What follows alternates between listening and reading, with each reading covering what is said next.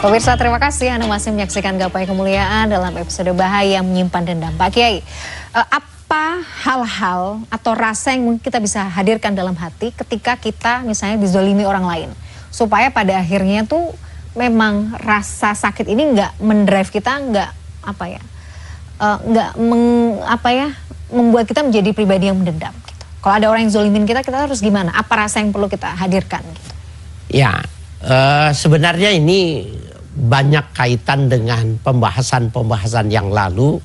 Marah yang melahirkan dendam. Dan dendam melahirkan orang itu wujud manusia tapi berwajah iblis dan lain sebagainya, dan segala implikasi dari sebuah marah yang berkepanjangan.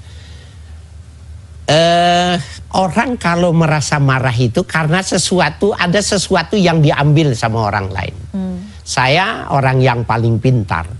Kalau ada orang merasa pintar dirinya di depan saya, kalau saya menganggap bahwa kepintaran saya diambil sama dia, maka saya nggak suka sama orang itu. Kalau saya kaya, sudah diakui, kemudian ada orang yang memuji lebih kaya dari saya, maka saya nggak suka. Itu menyebabkan marah. Intinya segala kelebihan yang diberikan oleh Allah kalau dianggap miliknya, kemudian dia berhadapan sama orang yang punya kesamaan, maka dia akan benci. Itu salah satu penyebabnya. Yang kedua, salah paham pada kasus yang tadi ini, kan dia salah memahaminya. 2-3 kali dia kena smash itu, dia menganggap dia dicecer gitu loh. Dia memang mau disakiti. Padahal bisa jadi itu kan kebetulan. Nah, oleh karena itu di dalam kajian tasawuf itu ada yang disebut dengan khumul tadi ya, kemul itu berselimut. Jadi jangan menganggap dirinya orang pintar, jangan menganggap dirinya paling cantik, jangan menganggap paling kaya, jangan menganggap orang yang paling menentukan. Kalau semua itu dihilangkan, maka sesungguhnya tidak ada yang pernah bisa diambil sama orang lain. Oke, paham.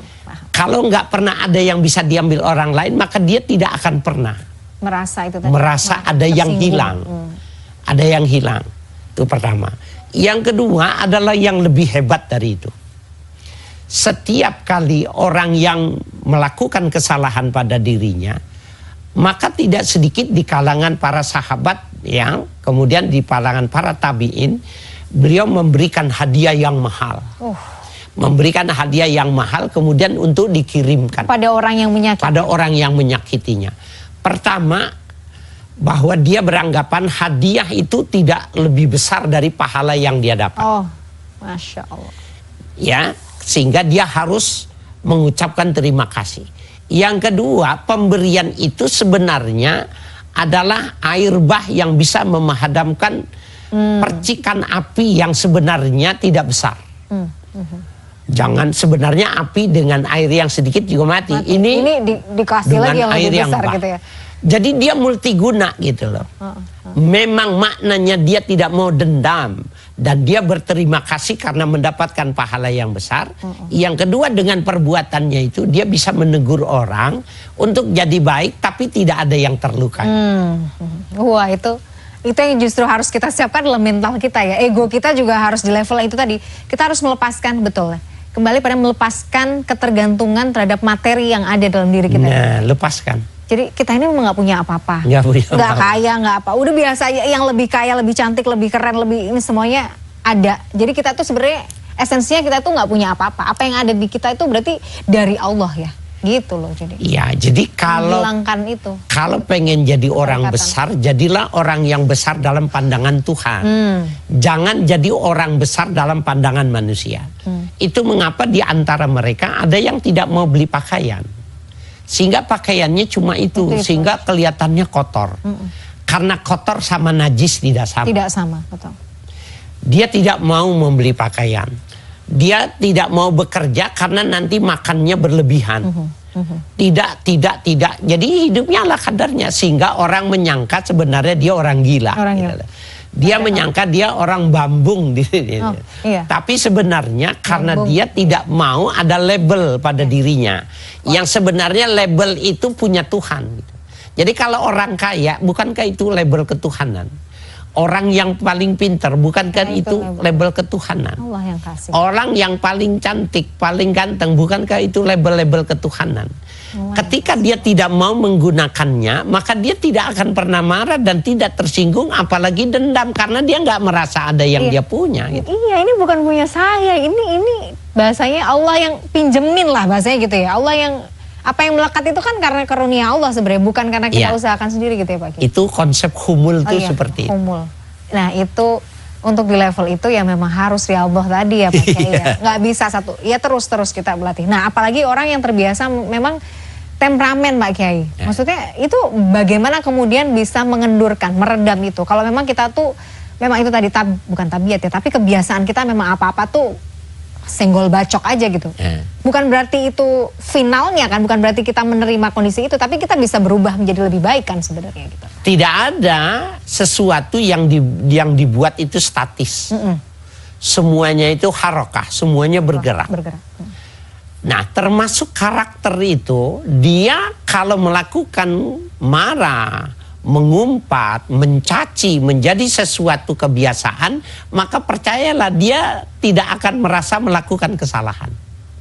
Karena setiap kesalahan yang dilakukan terus-menerus tanpa dikoreksi, dia tidak melakukan kesalahan. Dia merasa itu biasa aja. Biasa-biasa saja.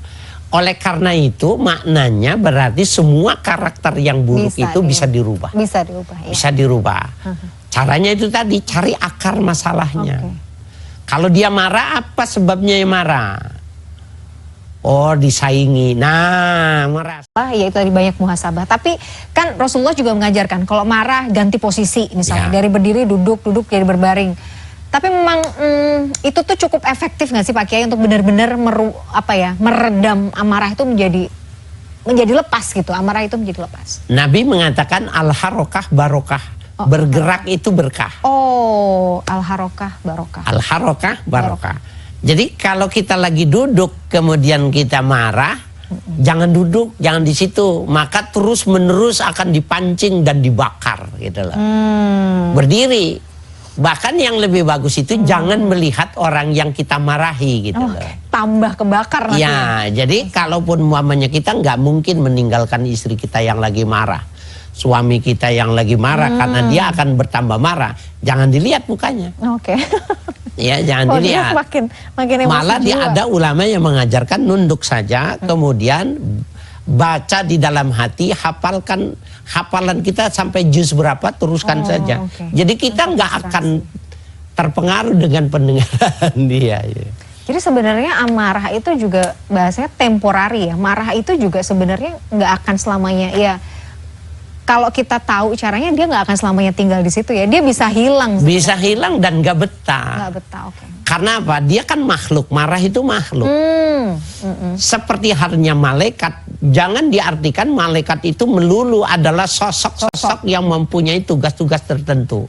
Semua yang pada hakikatnya menjalankan fungsi daripada sunnatullah, komponen-komponen itu disebutnya dengan malak, ya disebutnya malaikat juga itu.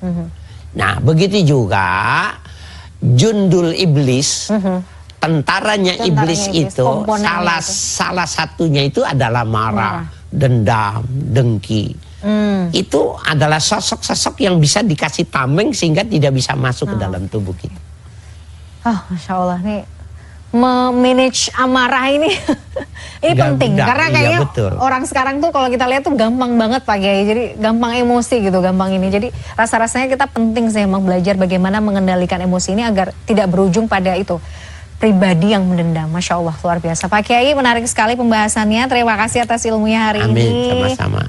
Maunya lanjut tapi apa daya pemirsa, waktu juga yang harus memisahkan kita. Insya Allah nanti kita bisa lanjutkan lagi pembahasannya di episode-episode yang akan datang. Pemirsa, tidak terasa usai sudah perjumpaan kita dalam program Gapai Kemuliaan hari ini. Semoga kajian hari ini membawa manfaat, membawa kebaikan, dan Allah Azza wa Jalla senantiasa mudahkan kita semua untuk menuntut ilmu agama. Amin ya Rabbal Alamin. Terima kasih atas perhatian Anda.